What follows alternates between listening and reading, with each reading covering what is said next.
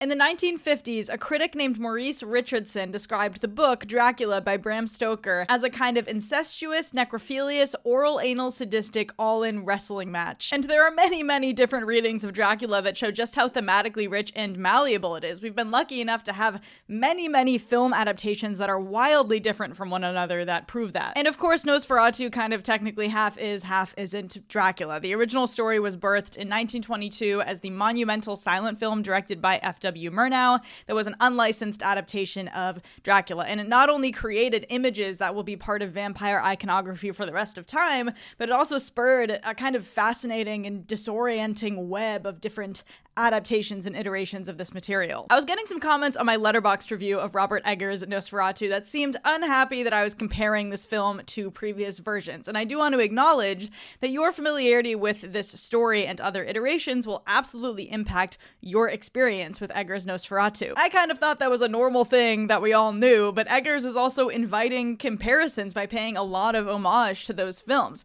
But this sadly ended up being my least favorite in the group of probably the most beloved adaptations of Murnau's silent film, Werner Herzog's Nosferatu, and Francis Ford Coppola's Dracula. And this is probably the most mainstream and accessible, not only of that group, but of Robert Eggers' entire filmography, for better or for worse. And I really like Robert Eggers. I think that The Witch and The Lighthouse are probably both masterpieces, and The Northman is pretty good. I do personally see a change in how I feel about his films, like after he started working more in the studio space, but it's also not like his style and voice are nowhere to be found here, and I think that's making a lot of people feel conflicted about this movie. So let's talk about it. I'm gonna do spoilers for this video because I feel like it. So if you haven't seen Nosferatu, I think it's really worth seeing for yourself because, again, everyone's experience will be different. But this is your official spoiler warning, and if you have seen Nosferatu, of course, let me know what you thought. I feel like we should start with some good, with Bill Skarsgard as Count Orlok. We've heard about all the work that was done for the transformation regarding his appearance, but also that he worked with an opera coach to lower his voice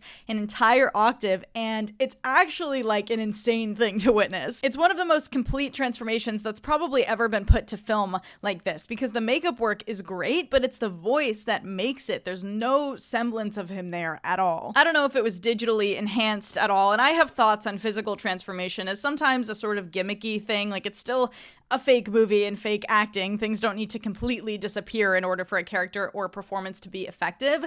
But it is like a really cool thing to see, and his sort of low, slow way of speaking and his imposing presence really rounds out this take on Orlok as more of a zombie almost. And it's interesting that Eggers makes Orlok this immediately terrifying monster, with Nicholas Hoult looking like he might just combust out of fear the first time that they meet. And I liked the mustache. It took me a second to get used to it, but I like that Eggers went with the original description from the book, and Vlad the Impaler, it's like very on brand for him.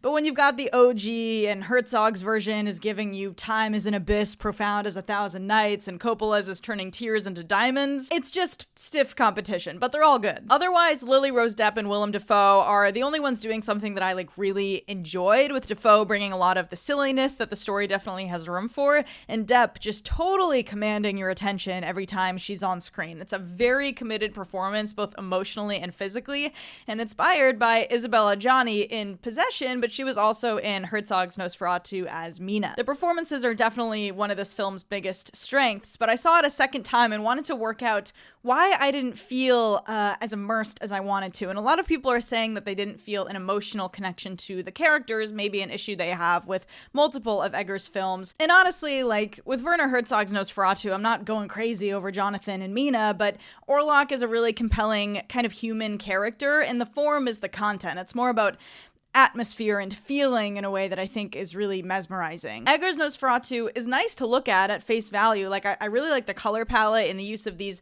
desaturated moonlit night sequences to show this oppressive darkness that Orlok brings. I think one of my favorite scenes is when it really gets into what Eggers described as this like twisted fairy tale feeling when Thomas is going to the castle. But I hate to say it, I don't think these comparisons people are making are doing Robert Eggers any favor. It's like the actual images don't have that much depth. And when it does feel like that, it's typically taken from previous filmmakers, especially in the use of shadow, who in my opinion just did it better. But I also confirmed that like the large majority of the scenes are either run through very quickly and or their sole purpose is just to deliver information to the audience, whether it's exposition or their plan to defeat Orlok. And I think that can cause a feeling of detachment. It's like the interiority of the whole thing is stripped down a little bit. It is replaced though by a lot of this occult stuff, which is obviously something Eggers tends to gravitate towards. So for some people that might be effective. To me, the film really sings in scenes like Ellen telling von Franz about her experience,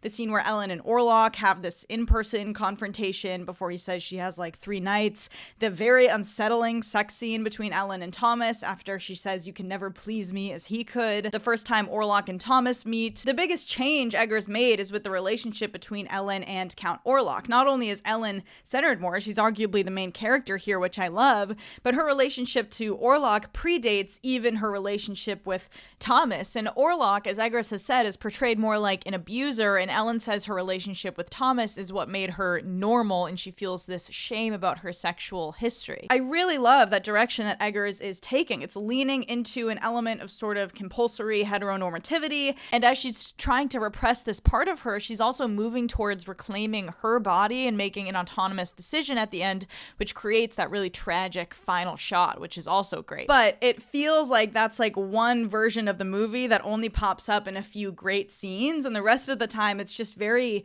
plotty and kind of a slog if you're familiar with the story. I think Eggers could have afforded to make even more changes, but it feels a bit hesitant to really commit to that. We also had a really interesting discussion on my podcast for our episode that we did for this film that I'll link below about whether this is a studio-related issue, because we know that Eggers can be thoroughly weird. He can be horny and homoerotic and disturbing.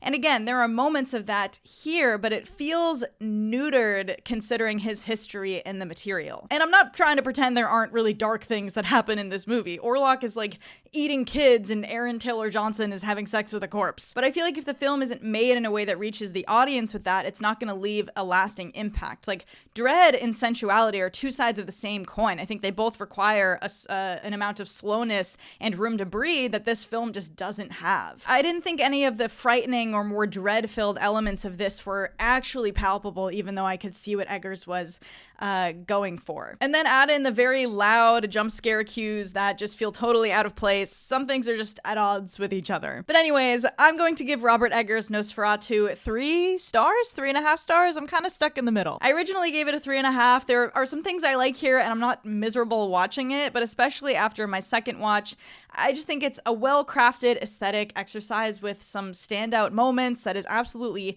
trying some new things, but just didn't quite land for me. But I'll say again that we are very lucky to have had so many different versions of this from all different sorts of filmmakers over the last century. And we've heard also that this just meant a lot to Robert Eggers, which I think is really cool. So let me know your thoughts on Nosferatu, guys. Were you disappointed in it? If you loved it, even better.